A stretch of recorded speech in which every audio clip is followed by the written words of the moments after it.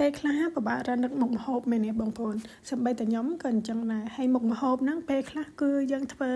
ក្នុងមួយសប្តាហ៍យើងធ្វើហូប2 ដងមុខម្ហូបត្រាទេដូចខ្ញុំនេះអញ្ចឹងកាលពីសប្តាហ៍មុនហ្នឹងគឺខ្ញុំធ្វើមុខម្ហូបហ្នឹងមួយសាហើយប៉ុន្តែ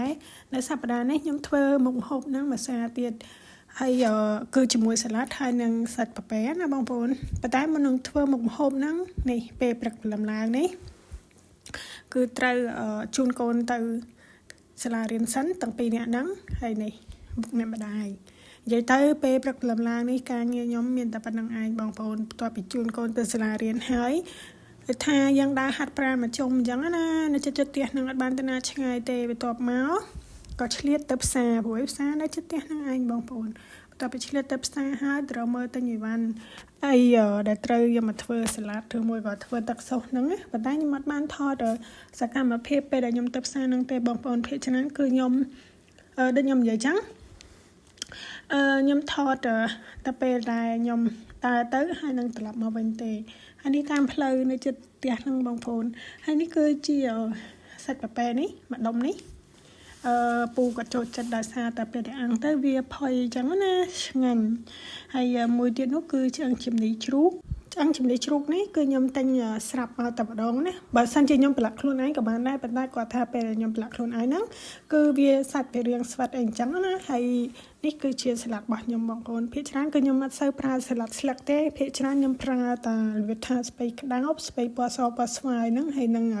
ម្ទេសផ្លោកអីអញ្ចឹងណាហើយនេះបន្ទាប់ពីអាំងសាច់ហើយណាបងប្អូនគឺតំណងនេះគឺសម្រាប់ពូហើយទឹកស៊ុសម៉ាយ៉ូណេសហើយចំណែកកូនខ្ញុំហ្នឹងក៏គាត់ញ៉ាំដែរបងប្អូនប៉ុន្តែគាត់ថា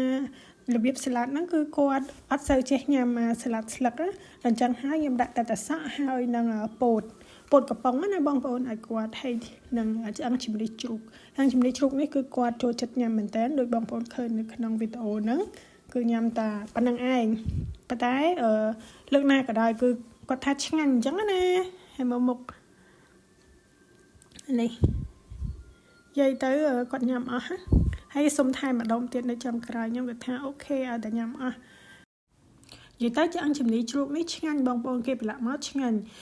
ហើយវាផុយទៀតសំបីតែខ្ញុំហ្នឹងក៏ចូលចិត្តដែរភាគច្រើនគឺខ្ញុំតែញមកស្រាប់តែម្ដងហើយបើសិនជាខ្ញុំធ្វើខ្លួនឯងក៏ឆ្ងាញ់ដែរប៉ុន្តែគាត់ថា